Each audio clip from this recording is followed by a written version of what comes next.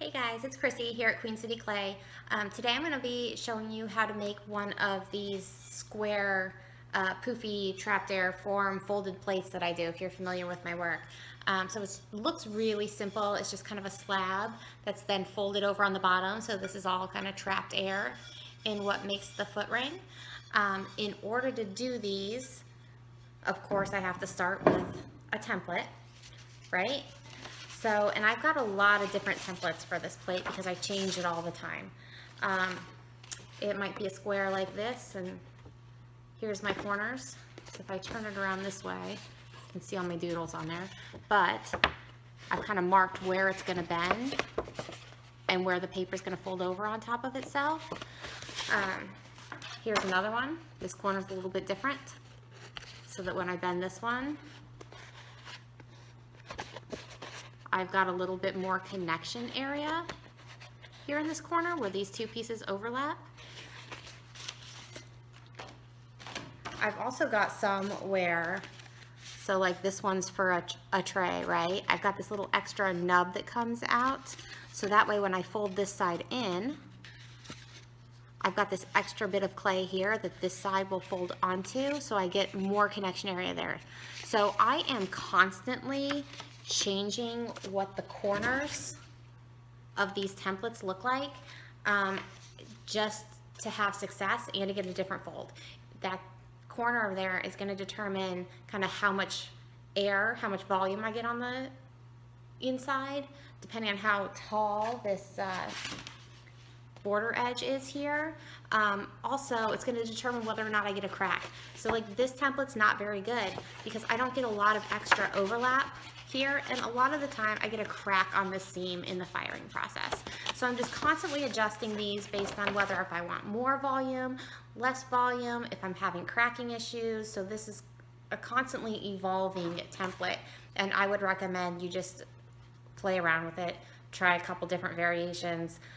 Don't fall in love with anything you make right away because it might crack through the process. So I'm gonna go get my slab of clay and then we'll get started on actually building this plate. All right, so I've got my clay ready to go. I'm gonna use this template. This template is only really half of the plate, but it's really just helping me size out if it's gonna fit on the slab or not. So this is gonna work. My slab is somewhere between 1/4 and 1/8 of an inch thick. Usually closer to 1/8 of an inch.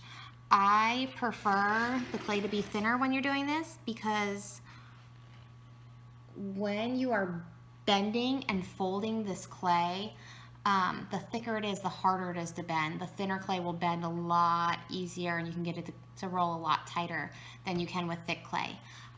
So this is like the only form that I really don't cut out with my template. The template is for sizing, like I said before. I know how big this square needs to be, about 13 1/4 is what this one is. I need this to be really square. So as my templates wear down and the corners aren't quite sharp and perfect anymore, if this gets cut out and it's not a perfect square, it's going to translate into the final piece and it'll show up big time. So that's why I'm using this square tool to do that. So I'm going to cut this clay out, finish cutting this out real quick, and then we'll get on to the folding.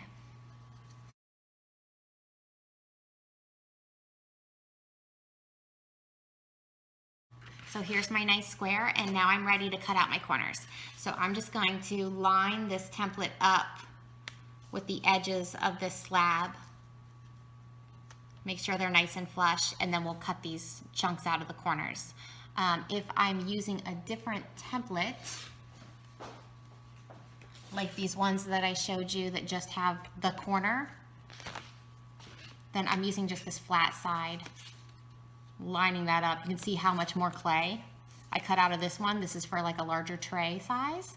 But I'm not making the entire template over and over and over again. When I need to adjust a corner, I just started just making that corner and lining it up with the square that I cut and cutting that out.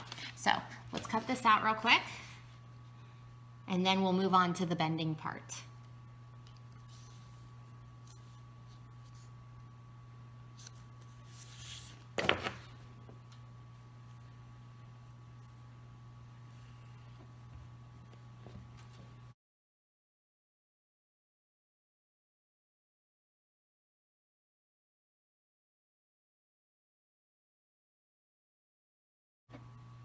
So I want you guys to notice as I'm cutting this out that I'm using the same corner every time and just flipping it around. I'm not using both corners. That's because over time as I use this template, I am not sure that these two still match up. So I'm really gonna err on the side of safety, use one corner so that all my corners come out exactly the same size and shape.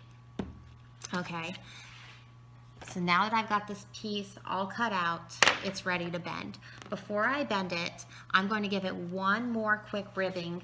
So I ribbed this clay right after I rolled it, 4 directions on both sides. If you've ever taken a class with me, you know that. But I'm gonna rib it again because I need this to be really flexible so it doesn't crack. I am using Phoenix, which is a high water clay. It's a good Cone 10 stoneware. It's got some grog in it, but it's really flexible and plastic, which is why I like it. Any clay that you like is totally fine, but it's got to be a clay that has some plasticity to it, and that's not sopping wet.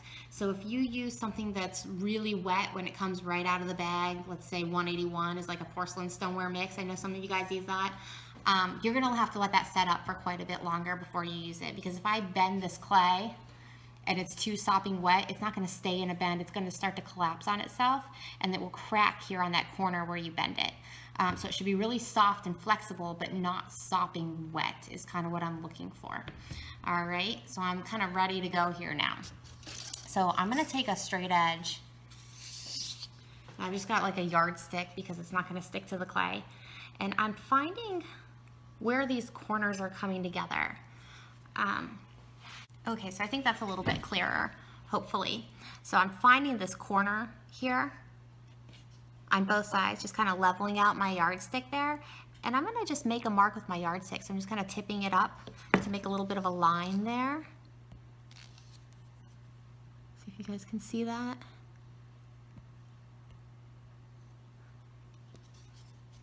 All right, so I'm tipping it up to make a little bit of a line right here. And that's where I know I'm going to need to fold the clay. So I'm gonna make that mark all the way around. Just kind of find those corners, make myself a little line. There's my corners. There's my line. There's my corners. There's my line. So this should be nice and square inside there. And then what I'm gonna do is compress with my finger on that line.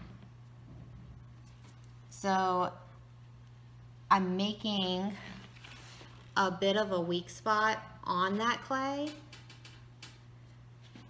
and that's gonna be where the clay naturally wants to bend when I start folding these edges up. And I'm going to use the yardstick also to help me fold the edges up. Another thing that I think works great, especially if your clay is like stuck to your board, this isn't super sticky, but those thin metal rulers that have the cork on the back, if you've got one of those, that cork backing works fantastic to put against the clay because it doesn't stick, and then you've got that thin ruler that you can stick underneath there. So what I'm going to do is I'm going to start to pull this edge up, and while I'm pulling it up, I'm running my finger along that line that I made. Okay, I'm gonna do that. You'll be able to see it better on the other side. So I'm getting, as carefully as I can, this clay unstuck from my board. Try not to mess it up too much. Getting a ruler, some kind of a straight edge under there that the clay is not going to stick to, something wooden or that cork. I'm pushing this edge back down along the straight edge to make it flat again if I've got fingerprints and marks in it from picking it up. And then as I roll this up, I'm compressing where I want the clay to bend. Okay, so all this is necessary to keep that clay from cracking. All right, and I'll do these first two sides. I'm gonna roll these over, and then we'll pick up the other two sides. So when I roll these over, I'm gonna stick a dowel in there.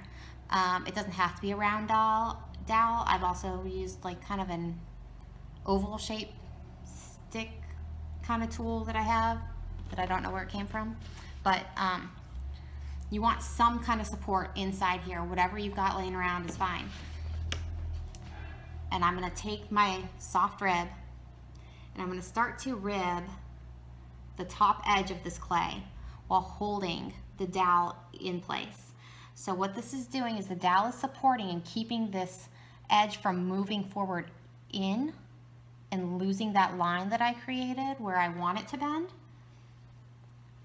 And then I'm going to rib the clay gradually down onto the dowel, and that's going to tell it when to stop folding over. Okay.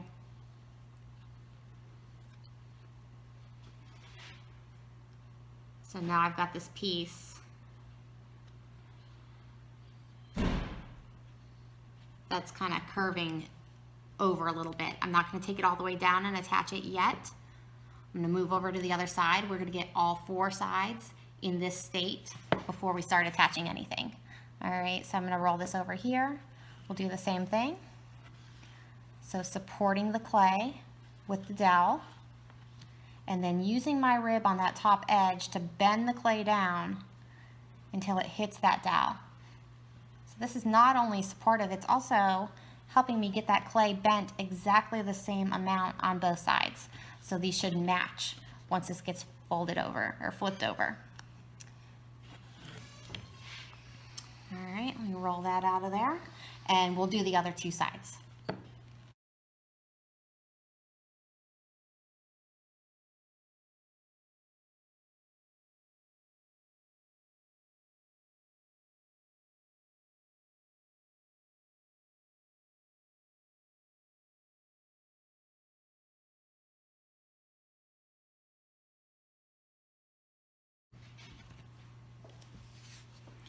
Okay, so I want you to notice that as I'm ribbing these down, I'm leaving these other 2 sides up a little bit higher. I'm not bending them to the extreme that these first edges are, because these are going to have to overlap on top. So I'm just leaving myself a little wiggle room there to get everything to fit together as I bring these down, so that it's not quite as tight of a fold on the second side. I get my dowel out of here, and now I can start to see how this is going to come together. So this side here, let me do it on this side, you'll be able to see better. I'm gonna actually get to touch the clay down here and see how that corner works.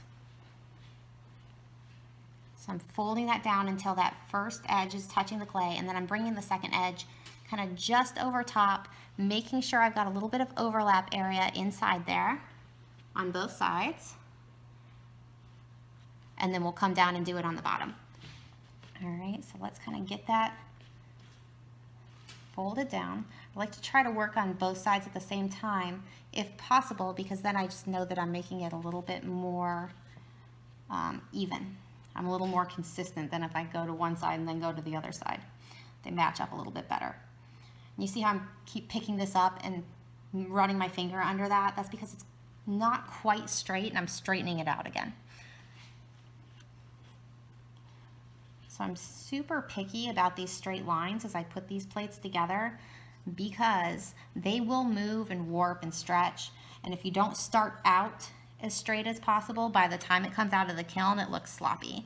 So all this precision will not end up looking that precise once it comes through the firing process, which is fine. You know, I want these to look casual and easy, not super fussy. But I have to be super fussy in the beginning in order to get that look without it looking sloppy at the end. All right, so I've got this kind of folded over as much as it's going to go right now. I am going to lift these corners up now that I'm happy with where they're at. We will score, wet score, and attach the corners together, but we will not attach anything to the bottom yet. And I'll show you why later. So I used this in the video where we did the darting, this mud tools rib with these really fine score marks on it. I know Beth recently put some items up on the website that can be shipped, and this is one of them that I asked her to put up there for me. So just kind of lift these up, score them. Now I don't want to lift it all the way up. I want to be really careful about how much I'm bending these at this point, because the more I bend them back and forth, that's where you're going to get a crack starting across the edge there. So you've got to be super careful not to stress the clay out too much with too much bending. But I do need to get this in place and kind of figured out before I start scoring and everything's wet and sticking together, and then you're ripping it back apart and trying to maneuver things that way. The least amount of bending back and forth as you can manage in this step.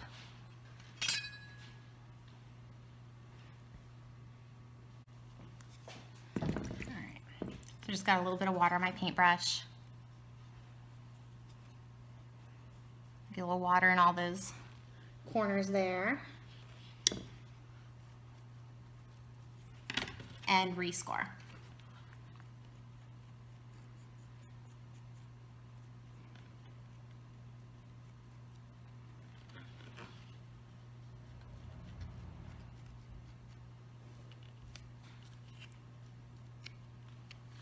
And this clay should be soft enough that it should join together pretty easily.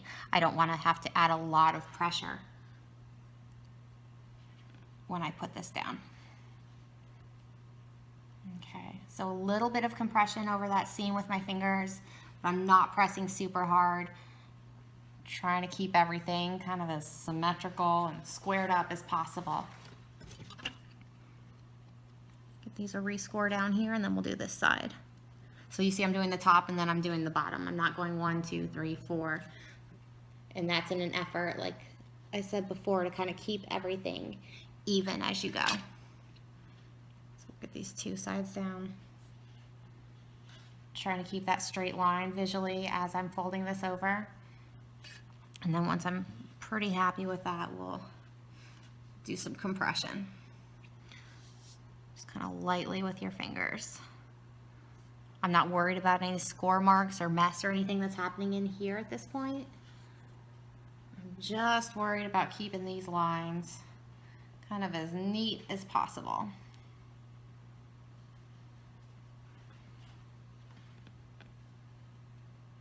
Okay, so that's all I can do for right now. We're kind of done at this point. I do want to make sure that this is not, this side piece is not like stuck way too far down in the bottom. I've got a little bit of wiggle room there. I'm going to grab a rib and just make sure, yeah, I've got a little space underneath there. It's not touching all the way down. And I'm going to do the same thing on this side. It will touch down later, but right now I need to keep it up a little bit for the next step. All right, so that's what this looks like at this point. We're gonna have to let this set up quite a bit, and then when we come back to it, we'll flip it over and swoop the bottom in, or what'll be the top actually, we'll swoop in. All right, so set this aside. I'll show you when to come back to it. Okay, so this plate has been sitting around for quite a while. I don't know, an hour, maybe 2, I don't know. But now it's like nice and leather hard. See how these edges are not soft anymore?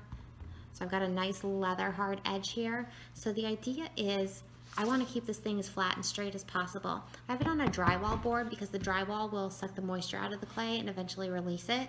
A piece of smooth unfinished plywood would do the same thing. If you don't have a board at home, if you're working out of your home, that will release the clay, just put an old bed sheet down, newspaper, anything like that. So what I'm going to do is I'm going to very gently kind of start to pry the clay up from the top, and it should come up flat like that. If it's too swoopy and curved when you pick it up, then you know it's way too early and your clay's too wet. But if I can kind of pop it up and it comes up flat, that's what I'm looking for. Okay, so this is really flat now, and I can flip it over. And I know the bottom is leather hard enough that I can start to shape this from the top and not worry about caving in or cracking that bottom part that I've already done. So I want to get my rib and nice and clean here. Red, yellow, kind of whatever you've got around, but something soft. And I'm just going to start to rib this. So this will naturally cave in the middle. So I go 4 directions, just like when I'm ribbing my slabs. I've gone up and down, back and forth, diagonal, diagonal. And really the point of this is just to get it even all the way around. I will even flip my rib around then because the rib is not exactly the same shape on both sides. And do it again with the rib flipped. Just to make sure that I'm getting that swoop even. I also go both ways. So I've gone to my left and now I'll go to my right. You know, so I'm just really trying to even out this curve. And it might not be perfect, and that's totally okay. So the reason that we didn't attach the back down in that first step when we had it upside down is because if you do, wherever that foot is attached on the inside, on the underside of this, you will have a line here. You'll see that line, and that's not what I'm looking for. I want like a smooth kind of a hammock to happen. I don't want to see that line where you've attached the back. If you do and you want to use that as kind of a rim or a perimeter, go for it and attach it ahead of time. But I really want this gentle sling to kind of happen. I'm also making sure to compress these edges, so I'm rounding my rib. It probably would be a good idea to do it with a smaller rib. So I will really curve that rib around these edges and make sure that those are really compressed. That is a place where your clay might split and you might get a crack if you're not careful. So really compress that edge where you've bent that clay so far over. That really put that clay under a lot of pressure there. There's a lot of stress in that area, so you really want to make sure that that's compressed. If I'm not getting as swoopy as I'd like, if this isn't getting as low as I want it to, I could push it down. I do like to kind of take into account that I would like to have glaze on the underside of this, so I don't want it to go all the way to the table. I'm going to leave a little bit of space. But now that I've pushed this in, that's kind of all I can do for now, and now I have to let the top get leather hard again before I can work on the bottom. So a lot of the time I do these first two steps in one day, and then I will wrap this up in plastic and finish it up the following day. I don't want the bottom to get too dry, so if it's going to be sitting around for a while, I will stick some plastic underneath there, so I'll do that now. So I'm just going to kind of get some plastic under here. Always being careful when I pick this up that I'm picking it up from two corners and towards me, so I'm kind of evening out that weight. Never pick it up from one edge. You'll curl it and it'll warp in a weird way in the kiln. I'm trying to keep it flat always. So what I will do typically is get some plastic under here so the bottom doesn't get any drier, so I can come back and make that attachment later, but leave it open on the top so the top can dry. If I'm going to leave it overnight or for a long time, then I'll wrap the whole thing up. Okay, but for now I'm just going to leave this open, work on something else, come back, and hopefully it'll be dry enough to finish that bottom off.